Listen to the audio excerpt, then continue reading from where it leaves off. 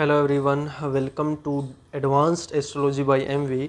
और आज की इस वीडियो में हम डिटेल में चर्चा करेंगे कि अगर किसी को ये देखना है कि उसकी शादी के बाद उसको कुछ चीटिंग फेस करने को मिलेगा या नहीं मिलेगा, किसी भी मेल को फीमेल को उसकी शादी हो चुकी है या अभी होनी है, तो कोई भी अपनी शादी के बारे में चेक कर सकता है। बड़ी सिंपल एक टेक्निक मैं आपको बताने वाला हूँ और एक रियल लाइफ एग्जांपल भी मैं दूंगा जिसमें लगन कुंडली और नवांश कुंडली दोनों को किस तरीके से देखना है उसके बारे में भी मैं आपको बताऊंगा। तो चलिए स्टार्ट करते हैं बिना किसी देरी के। तो देखिए, शादी में चीटिंग मिलेगी या नहीं मिलेगी उसके लिए सबसे ज़्यादा इम्पोर्टेंट तीन चीज़ें होती हैं। तीन चीज़ें कौन सी होती हैं? एक तो होता है आपका सेवंथ लॉर्ड, एक सेवंथ लॉर्ड, ठीक है। दूसरा आपका मंगल और वीनस, यानी मार्स और वीनस, मंगल और शुक्र। लड़की के लिए यानी गर्ल के लिए मंगल इंपॉर्टेंट है क्योंकि मंगल हस्बैंड को रिप्रेजेंट करता है, और लड़के के लिए, बॉय के लिए वीनस ज़्यादा इंपॉर्टेंट है। तो सेवंथ लॉर्ड, मंगल और वीनस, ये सबसे ज़्यादा ज़रूरी होते हैं, ये प्राइमरी होते हैं। तो शादी में विलन कौन होता है? शादी में विलन 4 प्लेनेट होते हैं सबसे ज़्यादा जो सेपरेशन करवाता है शादी में वो करवाता है केतु। लेकिन केतु का सेपरेशन किसी अलग कारण से भी हो सकता है। चीटिंग की अगर हम बात करें तो चीटिंग के लिए 3 ही प्लेनेट उत्तरदायी है। चीटिंग के लिए 3 प्लेनेट सबसे ज़्यादा इंपॉर्टेंट होते हैं। एक तो होता है राहु, एक होता है मून चंद्रमा, और एक होता है मरकरी बुध। मैक्सिमम लोगों को ये पता ही नहीं है कि शादी में चीटिंग राहु, चंद्रमा और बुध देते हैं,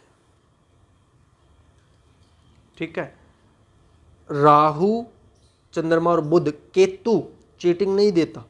केतु डिटैचमेंट दे सकता है, केतु सेपरेशन दे सकता है, केतु मुक्ति दे सकता है, कुछ रिलीफ दे सकता है, ठीक है, कुछ तकरार दे सकता है। केतु चीटिंग नहीं देगा। यहाँ पर इस वीडियो का टॉपिक है चीटिंग, तो इसलिए केतु नहीं होता चीटिंग में। मंगल भी नहीं होता चीटिंग में। मंगल लड़ाई झगड़े का कारण बन सकता है, ईगो कॉन्फ्लिक्ट का कारण बन सकता है, ठीक है, सेपरेशन करवा सकता है। मंगल सेपरेशन करवा सकता है, मैं ये चीज़ नहीं बोल रहा। मैं बोल रहा हूँ चीटिंग के लिए ये 3 इंपॉर्टेंट है। अगर इन 3 का कनेक्शन मंगल से बन जाए तो चीटिंग भी होगी, लड़ाई भी होगी, सेपरेशन भी होगा। शनि भी अच्छा नहीं है शादी के लिए, ठीक है, वो दुख, पीड़ा, दर्द, संघर्ष, जिम्मेदारियाँ वो देता है, ठीक है। बट अगर हम आज के ज़माने के हिसाब से बात करें तो राहु, बुध और चंद्रमा, ये 3 सबसे ज़्यादा इम्पोर्टेंट प्लेनेट होते हैं जो चीटिंग दिखाते हैं या चीटिंग देते हैं। अब हम बात कर लेते हैं टेक्निक के बारे में। सिंपल सी टेक्निक है। देखिए, अगर आपके 7th हाउस में चंद्रमा हो यानी कि मून हो, या फिर मरकरी हो यानी कि बुध हो, या फिर राहु हो 7th हाउस में, तो यहाँ से गड़बड़ शुरू हो जाती है। हालांकि ऐसा ज़रूरी नहीं है कि जिसके भी 7th हाउस में चंद्रमा होगा, मरकरी होगा, राहु होगा उसको चीटिंग मिलेगी ही मिलेगी, ऐसा ज़रूरी नहीं है। पूरा चार्ट देखना पड़ेगा। पूरा चार्ट मतलब 7th हाउस भी देखना पड़ेगा, 7th लॉर्ड भी देखना पड़ेगा, और मंगल और वीनस भी देखने पड़ेंगे। जब हर एंगल से हमें प्रॉब्लम दिखेगी तब हम ये अश्योर करेंगे कि हाँ भाई चीटिंग हो सकती है, ठीक है। या फिर या तो 7th हाउस में ये 3 प्लेनेट हो, या फिर 7th लॉर्ड जहाँ पर जाए वहाँ पर ये 3 प्लेनेट हो। मान लीजिए लगन कुंडली मतलब मेष राशि है, ये कालपुरुष कुंडली है, यहाँ पर तुला राशि बनेगी तो यहाँ का स्वामी बना वीनस शुक्र। मान लीजिए शुक्र चला गया 10th हाउस में, शुक्र 10th हाउस में बैठा मकर राशि में, ठीक है। यहाँ पर इसको चंद्रमा मिल जाए, मून मिल जाए, और ये एक मेल का चार्ट है, मान लीजिए मेल का चार्ट है, मून मिल गया और वीनस की डिग्री कम हो और मून की डिग्री ज़्यादा हो। मान लीजिए वीनस की डिग्री 20 डिग्री है और चंद्रमा की डिग्री 23 डिग्री है, यानी Venus is going towards moon, ठीक है। और मून और वीनस को सामने से बुध देख ले, मान लीजिए यहाँ पर बुध हो जाए, हालांकि यहाँ पर बुध होगा नहीं, वीनस अगर यहाँ पर है तो इसके आसपास ही मिलेगा बुध, ठीक है ना। यहाँ पर राहु मान लेते हैं, यहाँ पर मान लीजिए राहु हो तो यहाँ पर केतु होगा, ठीक है।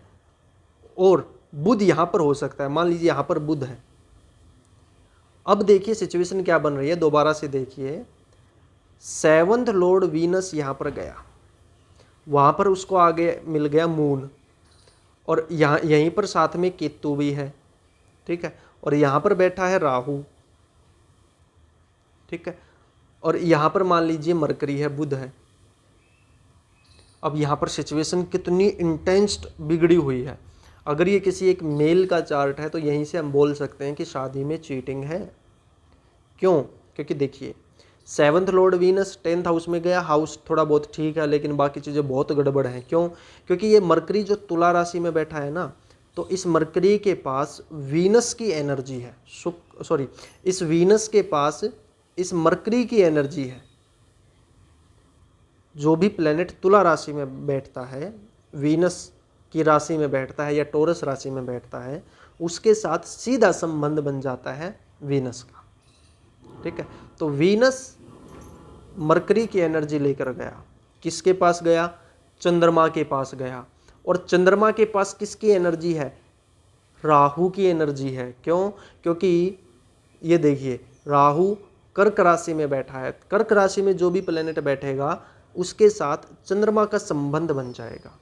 मून राहु की एनर्जी लेकर आ रहा है, वीनस मरकरी की एनर्जी लेकर आ रहा है, और मून और मरकरी चीटिंग देते हैं। क्यों? क्योंकि जो चंद्रमा है उसने गुरुदेव बृहस्पति की पत्नी थी तारा, उसको भगाकर ले गया था चंद्रमा, और उनसे एक बेटा हुआ था मरकरी। तो जो चीटिंग और ब्लेम देता है, ये सब देता है ना, मून और राहु देता है। राहु भी मैनिपुलेशन है, तो मून राहु मरकरी ये तीनों मिलकर चीटिंग देते हैं। इस तरीके से जब कोई चीज़ होती है तो वहाँ पर हम 100% बोलते हैं कि हाँ सेपरेशन है।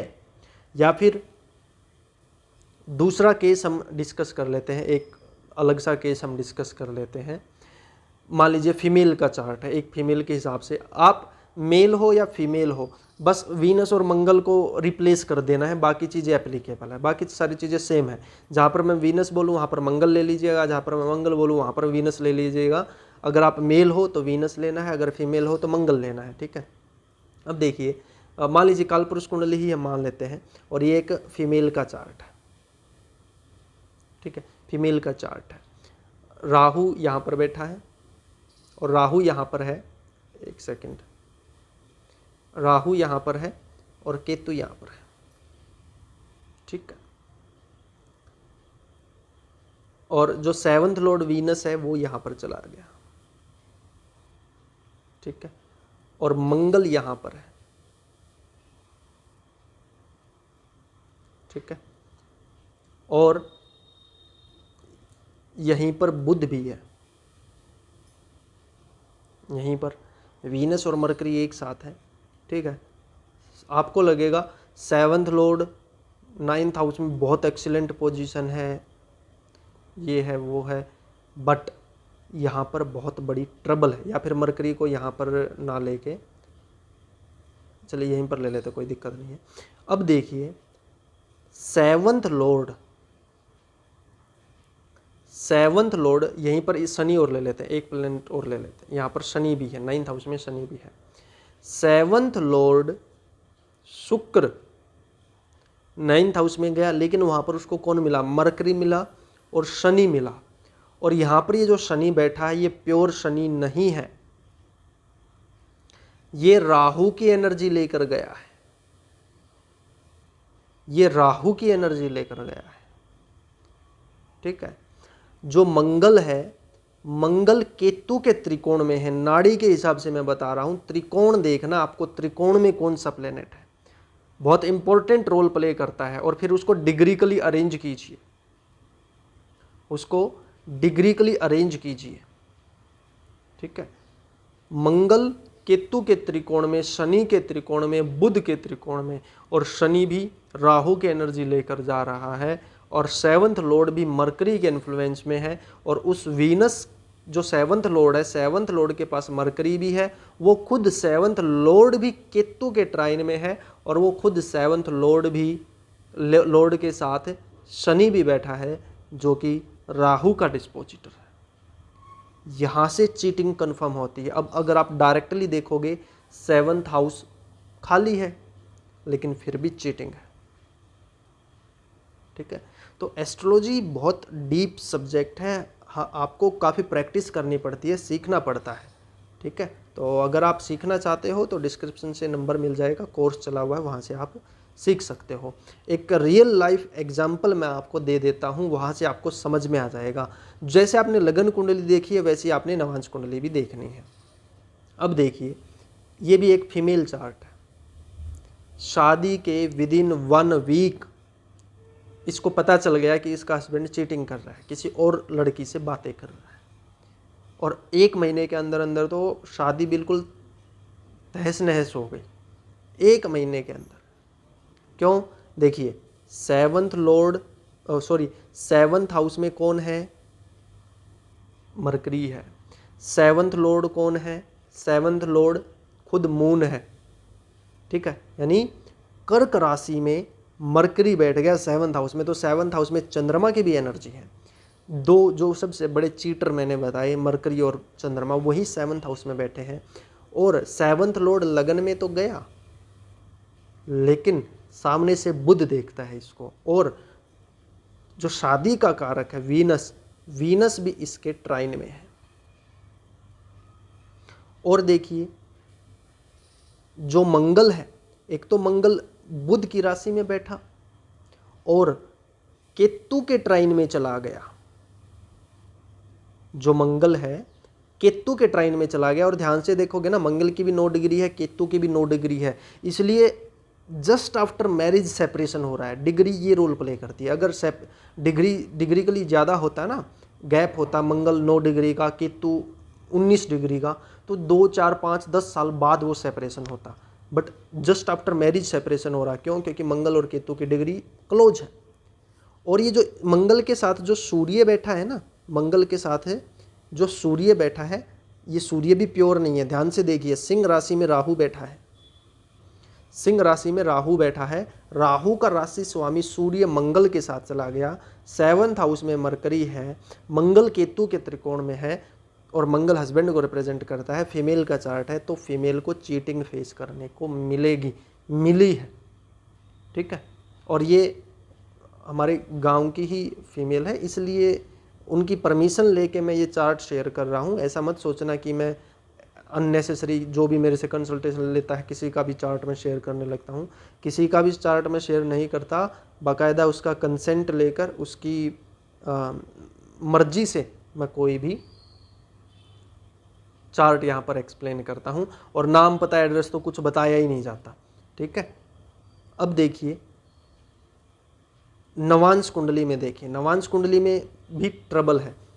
अगर नवांश कुंडली में आपको रिपीटेशन देखने को मिल जाए ना, मतलब सिमिलर से योग देखने को मिल जाए, तो वो चीज़ कंफर्म हो जाती है। अब इस लड़की का देखिए, वही चंद्रमा लगन में बैठा है, वही मरकरी 7th हाउस में बैठा है, और जो लगन कुंडली में 7th हाउस था, वो नवांश कुंडली में लगन बन गया, और जो लगन कुंडली में लगन था वो नवांश कुंडली में 7th हाउस बन गया। ठीक है, तो ये भी ट्रबल है। मंगल फिर से 6th हाउस में चला गया, केतु के साथ कंजंक्ट हो गया। ठीक है ना, केतु के साथ कंजंक्ट हो गया। और सुनिए, नवांश कुंडली में जो 7th लॉर्ड है शनि, वो बुध की राशि में चला गया, मिथुन राशि में, और वहां पर उसको देखिए कौन मिला है? राहु, मरकरी और चंद्रमा, ये 3 ही विलन है। साथ में केतु मिल गया तो सेपरेशन निश्चित है।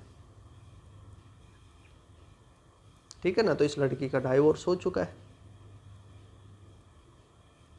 अब देखिए, ठीक है, और ये शनि भी प्योर शनि नहीं है, ये बुध की एनर्जी लेकर जा रहा है, क्योंकि शनि की राशि में बुध बैठा है। ठीक है।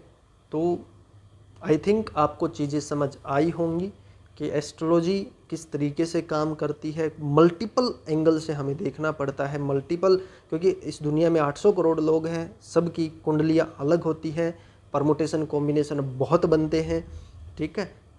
Little knowledge is very dangerous thing. आपको सरफेस लेवल पर कुछ भी प्रेडिक्ट नहीं करना है, थोड़ा सा डीप में जाकर प्रेडिक्ट करना चाहिए। और ये जो मरकरी है, अभी मेरा ध्यान गया अश्लेषा नक्षत्र में है। अश्लेषा नक्षत्र सांप का नक्षत्र है, ठीक है ना। और सांप को चीटिंग, क्योंकि आपको ये सुना होगा ना आस्तीन का सांप। आस्तीन का सांप क्या होता है?